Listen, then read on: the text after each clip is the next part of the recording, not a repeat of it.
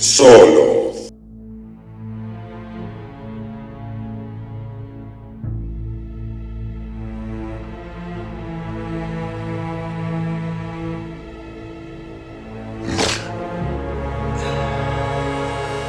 Pardon. Salut à tous et bienvenue dans cette petite vidéo qui va être ce soir consacrée à Oppenheimer de Christopher Nolan. Alors Christopher Nolan, c'est compliqué depuis quelques temps. Depuis Interstellar, je vous avoue que j'ai pas aimé un seul de ses films. Interstellar, ça a été la dernière grosse claque de Nolan pour ma part. Ensuite on a eu Dunkerque, l'ennui le plus total. Ensuite on a eu Tenet. J'ai pas compris. J'ai compris le film, mais j'ai pas compris l'engouement. C'était nul à chier. Et là, on a Oppenheimer. Et il n'y en avait pas un autre entre-temps ? Ouais.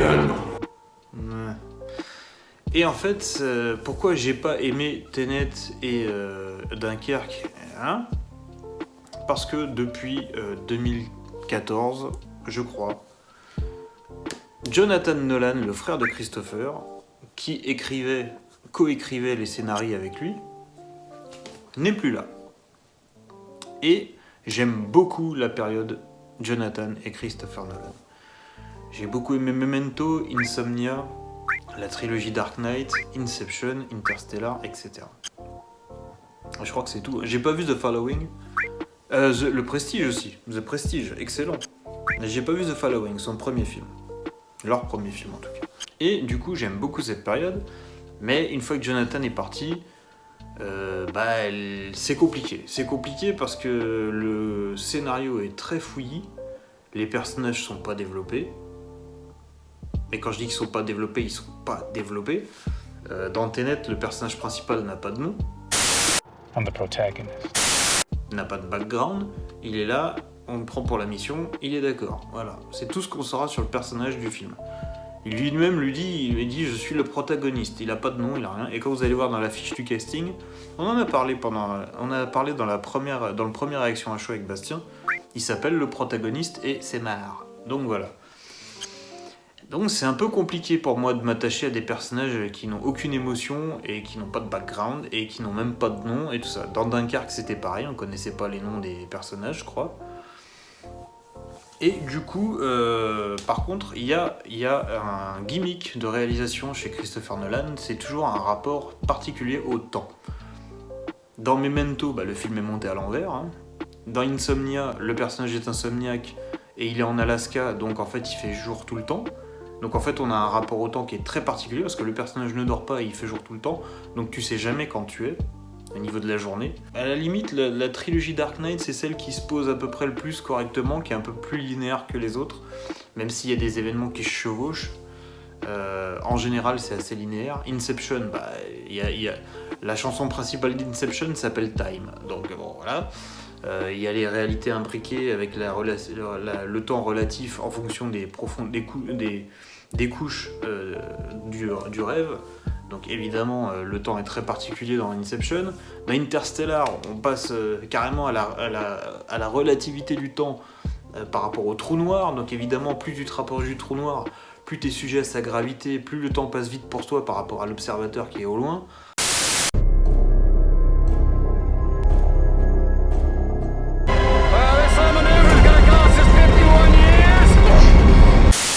Donc évidemment, le temps est très important, il y a même une musique, c'est un chrono.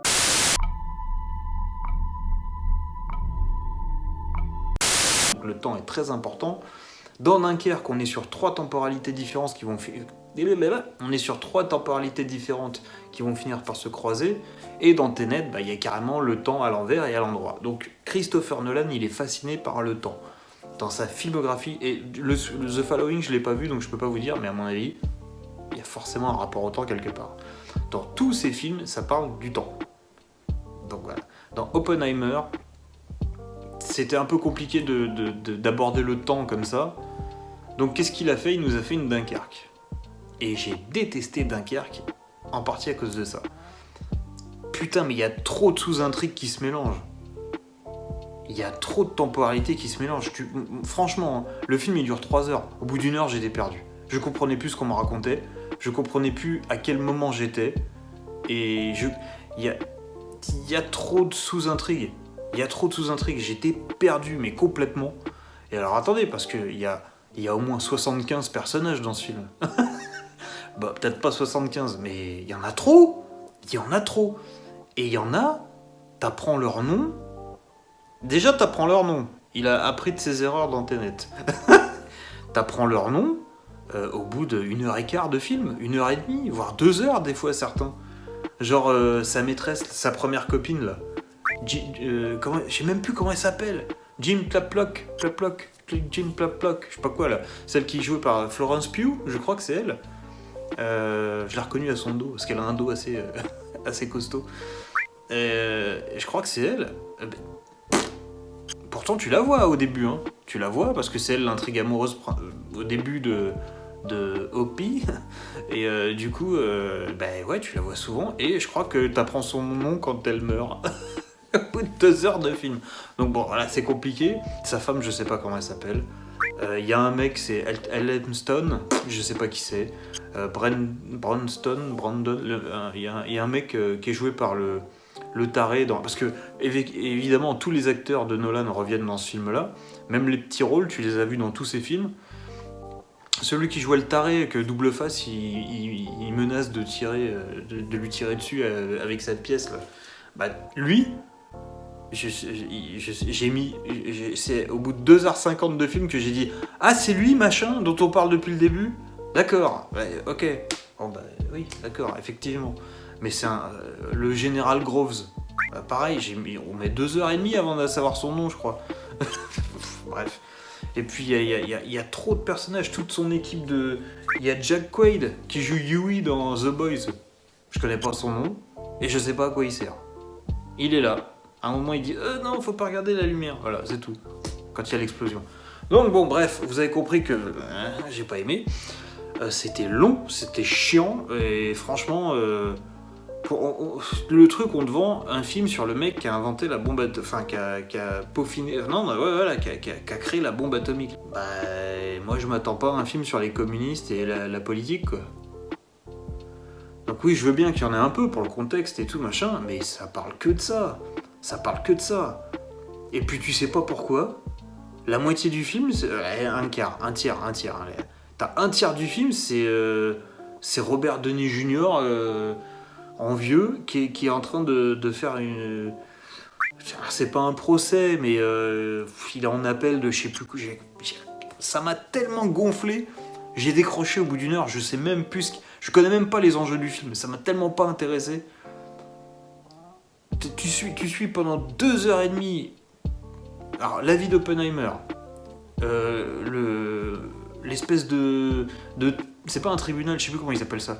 L'audition de Robert Downey Jr. en noir et blanc. Je sais pas pourquoi c'est en noir et blanc, parce que ça se passe après les événements du film. Donc, le noir et blanc, c'est pour ce qui se passe avant, hein, Chris. Donc, voilà.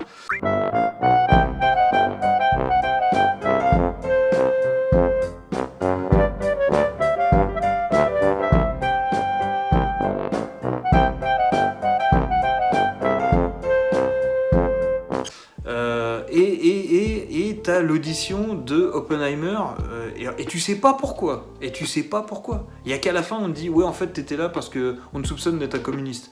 Oh putain, tout ça pour ça. Bref, et pourquoi j'ai suivi Robert Downey Jr. J'en ai rien à foutre et je sais pas pourquoi. Et tout ça parce que c'est le méchant final, mais le méchant de quoi?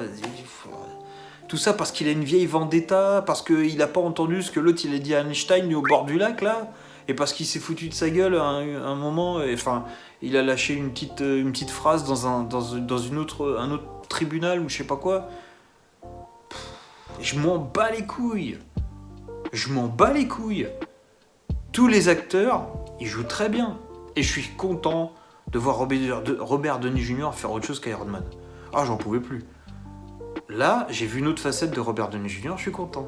Voilà. Parce que dans Sherlock Holmes, dans Zodiac, il fait Tony Stark, hein, c'est pareil. Là, il fait autre chose. Bon, bref. Tous les acteurs, peut-être un peu à part Robert Downey Jr., tous les acteurs, ils ont cette gueule-là pendant tout le film. Donc un des travers de Nolan depuis que son frère n'est plus là pour écrire les personnages, il a des personnages vides. Des coquilles vides. Ils n'ont aucune émotion. Ils transmettent rien. Putain, j'ai eu aucune émotion avec Cillian Murphy, quoi. J'ai eu aucune émotion avec Emily Blunt. Avec Emily Blunt. Tu prends les deux, tu les mets dans A Quiet Place 2, putain, t'as un truc qui se passe. Hein. Là, comme ça. Pas pareil que lui. Pas comme ça, tout le film. Voilà. Je n'arrive pas à m'intéresser et à m'attacher à ces personnages. Tu ne les développes pas. C'est des personnages fonction. C'est Oppenheimer, il a inventé la bombe. Eh ben, on va le voir inventer la bombe. Elle, c'est la maîtresse. Bah, c'est la maîtresse. Putain, les interactions avec Florence Pugh, tu comprends même pas pourquoi ils baisent. Ils se regardent comme ça. Il y a aucun désir, il y a aucune alchimie, il y a aucune connexion, il y a rien. Ils sont là, ils parlent, genre ouais, ah ouais, bah moi je fais ça. Ah, puis moi aussi. Plan d'après, ils baisent. Et ils baisent comme ça. Hein. Ah ouais. Et puis, et du coup... Je sais pas, moi ça m'a paru tellement évident, je sais pas ça, mais...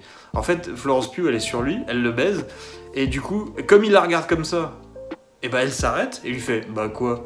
Bah quoi, on dirait que t'es mort. Et évidemment qu'elle s'arrête, la meuf. Bon, ça c'est pas ça dans le film, je sais même pas pourquoi elle s'arrête dans le film. Mais bon, bref, moi je préfère me dire c'est parce qu'elle a cru qu'il était mort.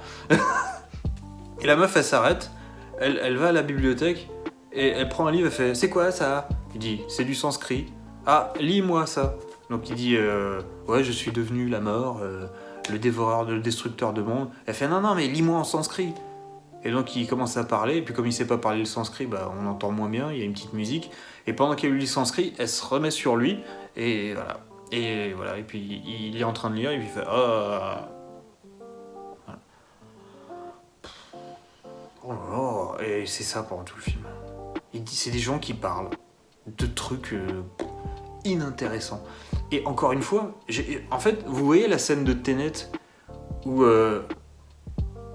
je peux même pas dire que le Black, là, le fils de Denzel Washington, il vient parler à Michael Caine dans le salon de thé ou je sais pas quoi. Et il parle de trucs, tu bites rien. Et bah c'est ça pendant 3 heures, Oppenheimer. C'est 7 scènes pendant 3 heures. Mais c'est insupportable. Et encore une fois, il a complexifié ses dialogues et sa narration, et il a tout mélangé. Il y a des cuts toutes les 4 secondes, et d'un cut à l'autre, tu passes à une temporalité différente. Et au bout d'un moment, au bout d'une heure, moi j'ai lâché, j'ai fait c'est bon. Je comprends rien, arrête. C'est pas je comprends rien, je comprends pas ce qu'on me raconte. C'est en fait tu complexifies tellement le truc que c'est gerbant en fait, c'est oh là là, c'est fatigant en fait au niveau des yeux, du cerveau, t'es là, tu fais mais putain, mais laisse-moi me poser 30 secondes dans une situation. Laisse-moi m'imprégner du lieu, de l'ambiance. Mais en fait, il fait ça parce qu'il n'y a pas d'ambiance. Et putain, un artifice, mais qu'il utilise déjà depuis un moment, mais là c'est flagrant, la musique. Le mec, il te met une musique genre...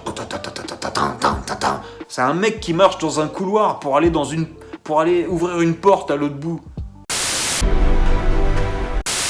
Et c'est tellement chiant ce qu'il filme qu'il est obligé de te mettre de la musique qui bouge parce que sinon tu te fais chier.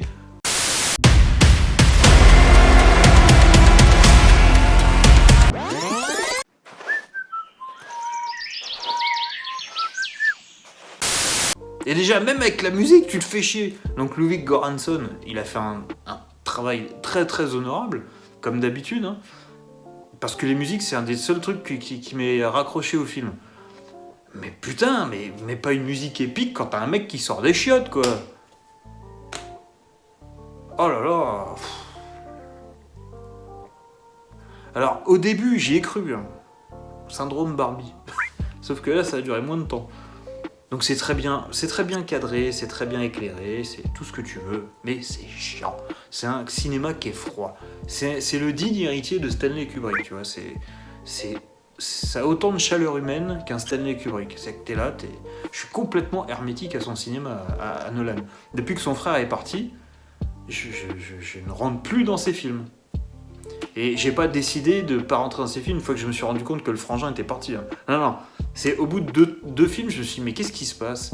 Et j'ai commencé à me renseigner. Et là, j'ai vu qu'au niveau des dates, Jonathan Nolan était parti. Et j'ai fait le rapprochement. Et apparemment, je suis pas le seul à penser ça. Mais du coup, donc la musique, voilà. Et au début, au début du film, tu crois que ça va être bien. Parce que, toutes les 4 secondes, tu changes de timeline de temporalité. Mais, entre les cuts, t'as des cuts d'atomes, tu vois des mouvements de plasma sur le soleil, t'as des petits flashs sur les spins d'hydrogène, sur tout ça. Et avec la musique, ça marche bien. En fait, t'as un petit montage au début qui est vachement sympa, où tu vois des gouttes de pluie, et après tu le vois lui dans son lit en train de réfléchir. Puis tu vois en surimpression, tu vois le spin de l'atome d'hydrogène. Puis après, tu vois une supernova. Après, on parle des trous noirs. Tu vois, il lève sa tête vers le ciel. Tu vois toutes les étoiles qui sont aspirées vers du noir, parce que on le voit pas à l'œil nu, le trou noir. Et t'es là au début, tu fais putain, waouh, ça va être cool, ça va être un peu fantasmagorique et tout, ça va être sympa. Tiens, au bout de 10 minutes, ça c'est fini, et après c'est des gens qui parlent. Dans des audiences, dans des espèces de tribunaux, militaires et tout, machin. Tu fais, mais putain. Et puis tout le monde y passe, hein, tous les collègues, tous les machins. Alors comment il était Oppenheimer? Ah bah il était très bien, ah bah il était très concentré, ah bah dis donc, il était pas très drôle. Ah, il faut organiser le syndicat de l'union de la FACTQQ, je sais pas quoi là. Ah non, t'as pas le droit de faire ça dans ta classe. Ah bah il revient le prof, et il l'a fait dans la classe. Ah c'est pas bien, attention, là tu fais... Mais il y a un petit truc qui me gêne, j'arrive pas exactement à définir ce que c'est. Oui, ça y est, je sais. On s'en fout en fait. Voilà, c'est ça, oui. On s'en fout. Je suis désolé, on s'en fout. Et ils ont pas réussi à rendre le truc intéressant, quoi. Parce que, encore une fois, Nolan, il sait pas écrire ses personnages, il sait pas leur donner de background. Et putain, en plus, background, genre, le mec, c'est un mec qui a vraiment existé, t'as même pas besoin de l'inventer, quoi. Donc, je sais pas, tu sais pas pourquoi il est fasciné par les sciences, tu sais pas pourquoi il est fasciné par ce projet, t'en sais rien. Le mec il déboule, ah bah je veux faire ça. Et j'ai failli empoisonner mon prof, alors du coup je vais devenir physicien nucléaire de je sais pas quoi. Mais, et c'était quoi le délire avec la pomme empoisonnée là? On sait pas. Et il dit qu'il a fait de la thérapie parce qu'il a voulu faire ça. Mais on sait pas pourquoi il a fait. Parce que l'autre il lui a dit le mec il arrête pas de péter tous ses becs benzène. Donc forcément le prof il dit t'es nul. Et à cause de ça il veut le tuer. Parce qu'il est nul et il accepte pas qu'on lui dise qu'il est nul parce qu'il est nul. Bah mon pote, t'as qu'à pas avoir de main gauche.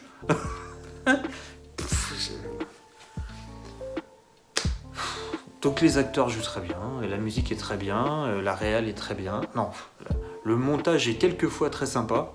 Sinon le reste du temps c'est plat. Enfin c'est du Nolan, c'est mou, c'est impersonnel au possible,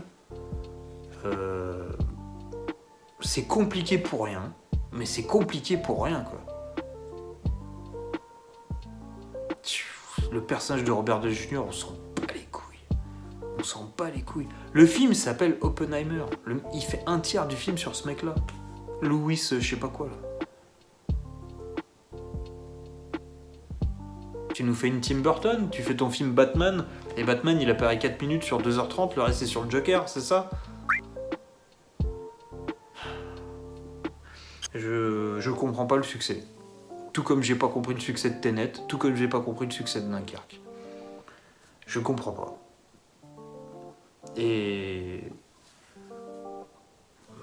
le film ne m'a pas intéressé une seule seconde. Si au début un petit peu quoi, mais après... il mélange tellement tout, c'est tellement indigeste comme film à suivre. C'est indigeste. Il n'y a pas de beaux cadres, il n'y a pas de beaux plans. Si, oui, sur les trucs, sur les explosions, si tu veux. Il y a des beaux éclairages orange à un moment, oui, bah d'accord, ok, d'accord. Mais c'est un film, c'est 30 secondes dans le film, quoi, quand il y a la bombe qui pète. Le reste du temps, c'est froid, c'est clinique. C'est à l'image de ces personnages, c'est froid, il n'y a pas de vie là-dedans. C'est un cinéma que je n'aime pas. C'est impersonnel, j'aime pas du tout. J'aime pas. Donc voilà, je suis peut-être passé à côté de trucs super pointus. Et pareil, on te parle de personnes, de scientifiques des années 30, 40, mais on les connaît pas, nous. On les connaît pas, donc dis pas « Ah bah c'est lui !» en te disant « Bah oui, ils vont savoir dans quel champ d'activité il est, dans qu'est-ce qu'il a fait, tout machin. » Bah oui, on le sait tous. On sait tous qui c'est, Bjorn Braun, là, je sais pas quoi. Lézard, là, je sais pas quoi, qu'on voit 2 secondes en plus. Le mec, il fait « Ah oui, c'est Lézard, je sais pas quoi. Ah bah qu'est-ce qu'il en pense, Lézard ?» C'est pas Lézard, mais c'est Lizwar, je sais pas quoi. Et on sait pas qui c'est, nous. Présente-nous un peu, dis-nous qui c'est un peu. Einstein, oui, t'as pas besoin de le présenter, on est d'accord. Mais les autres, que personne connaît, je sais pas, un minimum de background. Non, c'est des personnages fonction. Je suis le scientifique. Je suis celui qui appuie sur le bouton. Ta mère. Si t'as pas envie de décrire tes personnages, écris pas de film. I started off in the noir genre. That's a genre in which you define character through action. People can talk about who they are and what motivates them, but you don't trust them. You wait and see, what do they actually do? And that's essential to the way that genre works. I think in various ways, all the films I've done have relied on that film noir dynamic. Let's judge the characters based on what they do rather than what they say. Fais un bouquin. Mais non, mais même tes bouquins, t'es obligé d'écrire des personnages. Faites des tableaux abstraits. Voilà, tu fais des cubes et des ronds sur une toile blanche. Et voilà, t'auras pas besoin de décrire un personnage là, tu vois. T'as même pas besoin de créer une scène pour raconter un truc dans ton tableau. Tu fais des carrés, des ronds, des points, hop, tu fais flop, et voilà, c'est bon. Donc, faudrait arrêter un petit peu de priser ce cinéma de Nolan qui est complètement vide. Et je suis désolé hein, si vous n'êtes pas fan d'Oppenheimer et des scientifiques qui ont... Et cette période-là, c'est chiant comme la pluie. Je suis désolé. Hein. Je suis désolé, c'est chiant comme la pluie. Donc, je crois que même que le film s'ouvre sur un plan de pluie. il annonce la couleur. Je dis souvent que les très bons films, dans la première scène, t'as les clés du film, bah voilà. Premier plan, tu vois de la flotte qui tombe sur le sol, bah voilà. Il t'annonce, le film va être chiant comme la pluie. Voilà. On va clôturer là-dessus. Je ne vous conseille pas Oppenheimer, parce qu'en plus, il dure 3 heures. Et bordel, c'était chiant. Voilà. À bientôt. Ah, non! Quelqu'un m'explique Barbenheimer? J'ai pas compris. Alors, je vous laisse m'expliquer dans les commentaires si vous voulez. Barbenheimer, ils sont sortis le même jour, mais oui, d'accord, mais tu fais ça dans pour tous les films qui sont sortis le même jour, alors. Parce qu'il y a plein de films qui sortent tous les dimanches, tous les mercredis, les gars. Donc, vous avez pas fini de faire des amalgames de 2 affiches. Film de merde. Ouais, pourquoi pas, ça peut coller. Voilà, donc. Et encore, ça c'est un film de merde, l'autre c'est à cramer au lance-flamme, il faut pisser sur la pellicule, il faut prendre Greta Gerwig et il faut lui mettre la tête dedans, quoi. Donc bon, voilà. Allez, bisous.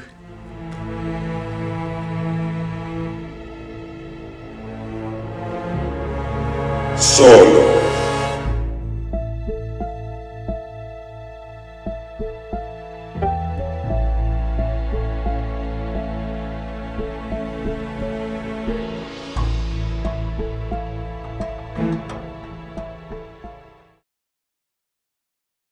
Macron!